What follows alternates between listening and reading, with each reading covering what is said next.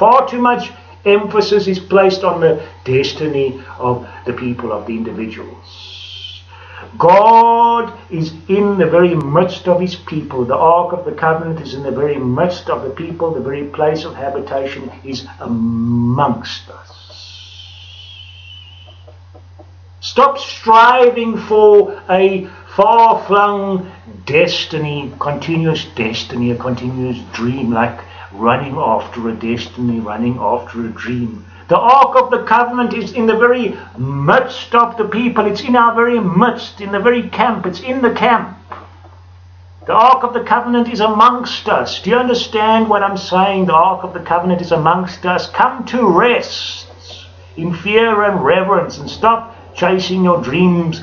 God is interested in the destiny of nations. He's interested in the destiny of countries, more so than the destiny of individuals. And if you happen to be a Moses, and if you happen to be a Philip, or if you happen to be a Jonah or a Paul, then so be it, that you may be used in the process. You may be of use in the process. Your dream or your destiny may be fulfilled in the process. But God is not interested in fulfilling all your destinies and all your dreams. That will happen anyway. He's interested in the destiny of nations and regions. He's interested in the safety of his people and the safety of his children and his people, like the nation of Israel.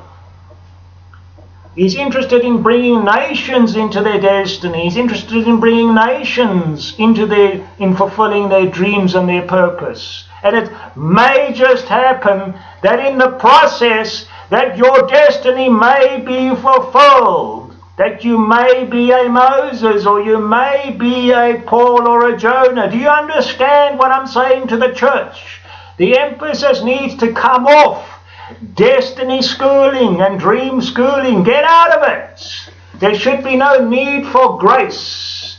If you're having the very abiding presence of the Ark of the Tabernacle in the very camp, in the very presence, in the very midst of the people, you shouldn't have to rely on grace. You should be in a constant state of right standing with the living God.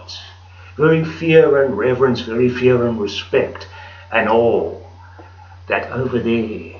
That very tent, that very housing, that very dwelling place houses the very Ark of the Covenant. The very cherubim and the seraphim. The very angels of the living God protecting it.